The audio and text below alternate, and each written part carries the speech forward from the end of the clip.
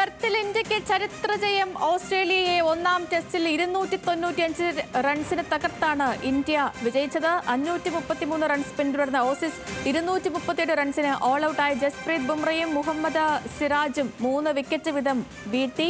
Rucheesh V Raveendran ചേരുന്നുണ്ട്. രുചീഷ്, അങ്ങനെ ഒരു ആധികാരിക ജയം ഇന്ത്യ നേടിയിരിക്കുന്നു. അതിന്റെ ആവേശം എന്താണെങ്കിലും രുചീഷിൽ പ്രകടമാണ്. വിവരങ്ങൾ പറയാം. ഒപ്പം തന്നെ എനിക്ക് തോന്നുന്നു ജയ്സ്വാളിന്റെ ഒക്കെ കന്നി ഓസീസ് പരമ്പര കൂടിയായിരുന്നു ഇതെന്ന് തോന്നുന്നു അല്ലേ?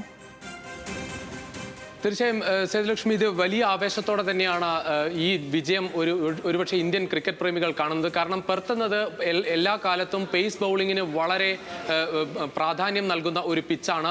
ആ സ്ഥലത്തേക്ക് പെർത്തിലേക്ക് പോകുന്ന എല്ലാ രാജ്യങ്ങളും തന്നെ പെർത്തിൽ ഓസ്ട്രേലിയൻ പേസർമാരെ എല്ലാ കാലത്തും ഭയക്കുന്നതാണ് നമ്മൾ കണ്ടത്. പക്ഷേ ഇത്തവണ പോകുമ്പോഴും ഒരു ആശങ്ക ഇന്ത്യൻ ടീമിനുണ്ടായിരുന്നു. കാരണം നാട്ടിൽ പോലും ന്യൂസിലൻഡിനോട് 3 മത്സര ടെസ്റ്റ് പരമ്പര പരാജയപ്പെട്ട് ലോക ടെസ്റ്റ് ചാമ്പ്യൻഷിപ്പ് ഫൈനലിലേക്ക് പോകാൻ പറ്റുമോ എന്ന തരത്തിൽ, ഫൈനലിലേക്ക് യോഗ്യത കിട്ടുമോ എന്ന തരത്തിൽ ഒരു ആശങ്കയോടെയാണ് ആദ്യ ടെസ്റ്റിനായി പെർത്തിലേക്ക് പോയത്. ആദ്യ ടോസ് നേടി ആദ്യ ഇന്നിംഗ്സിൽ 150 റൺസിന് ഇന്ത്യൻ ബാറ്റിംഗ് നിര തകർന്നടിയുന്നത് നമ്മൾ കണ്ടു. അതിന് ശേഷമാണ് ഇന്ത്യയുടെ ഒരു തിരിച്ചുവരവാണ് ഈ ടെസ്റ്റിലെ ഏറ്റവും പ്രധാനപ്പെട്ട കാര്യം. അതിൽ ജസ്പ്രീത് ബുംറയുടെ ഒരു ക്യാപ്റ്റൻസി എടുത്തു പറയേണ്ടതാണ്. രോഹിത് ശർമ്മയുടെ അഭാവത്തിൽ അവസാന ഘട്ടത്തിലാണ് ജസ്പ്രീത് ബുംറ ക്യാപ്റ്റനായി വരുന്നത്. തന്റെ ഉത്തരവാദിത്തം ജസ്പ്രീത് ബുംറ കൃത്യമായി നടപ്പാക്കിയ ഒരു മത്സരം കൂടിയാണ് ഇത്. കാരണം 2 ഇന്നിംഗ്സിലായി 8 വിക്കറ്റുകൾ നേടി ജസ്പ്രീത് ബുംറയുടെ നേതൃത്വത്തിൽ പേസർമാർ നമുക്ക് നൽകിയ ഒരു ആനുകൂല്യം. അതേ സമയത്ത് തന്നെ നേരത്തെ സേതുലക്ഷ്മി സൂചിപ്പിച്ചതുപോലെ യശസ്വി ജയ്സ്വാളിന്റെയും അതോടൊപ്പം വിരാട് കോഹ്ലിയുടെയും ഒരു തിരിച്ചുവരവ്, സെഞ്ചുറിയിലൂടെ നടത്തിയ ഒരു പോരാട്ടം, അത് ഓസ്ട്രേലിയ പോലൊരു ടീമിനെ ഓസ്ട്രേലിയയുടെ നാട്ടിൽ നമ്മൾ അത്രയും ആധികാരികമായി 295 റൺസിന് വിജയിക്കുന്നത് ഈ സേനാ രാജ്യങ്ങൾ, പൊതുവെ south Africa, England, Australia, New Zealand രാജ്യങ്ങളിൽ ഇന്ത്യ നേടുന്ന ഏറ്റവും വലിയ വിജയങ്ങൾ, റൺസിന്റെ അടിസ്ഥാനത്തിൽ നടത്തുന്ന ഏറ്റവും വലിയ വിജയങ്ങളിൽ ഒന്നായി ഇത് മാറുകയാണ്. ആ തരത്തിൽ ഈ വിജയത്തിന് അത്രമാത്രം പ്രാധാന്യമുണ്ട്. പ്രത്യേകിച്ച് ഇന്ത്യ ലോക ടെസ്റ്റ് ചാമ്പ്യൻഷിപ്പിന് പോകാൻ ഇന്ത്യക്ക് ഈ പരമ്പരയിൽ മികച്ച വിജയങ്ങൾ ആവശ്യമാണ്. ഇപ്പോൾ ഈ ഒരു ജയത്തോടെ ലോക ടെസ്റ്റ് ചാമ്പ്യൻഷിപ്പിലെ പട്ടികയിൽ ഇന്ത്യ 1ാം സ്ഥാനം ഇപ്പോൾ അരക്കിട്ടുറപ്പിക്കുകയാണ്. ഇനി മറ്റ് മത്സരങ്ങളുടെ ഫലം കൂടി ഇന്ത്യക്ക് നിർണായകമാണ്. പക്ഷേ ഈ വിജയം അത്രമാത്രം പ്രാധാന്യം ഇന്ത്യക്കുണ്ട്. പ്രത്യേകിച്ച് രോഹിത് ശർമ്മയെ പോലെ ഒരു ക്യാപ്റ്റൻ ആദ്യ മത്സരത്തിൽ ഇല്ലാതിരിക്കുന്ന ഒരു സാഹചര്യത്തിൽ രോഹിത് അടുത്ത മത്സരത്തിൽ തിരിച്ചെത്തുമ്പോൾ കൂടുതൽ ആവേശത്തോടെ തന്നെ ഈ പരമ്പരയിൽ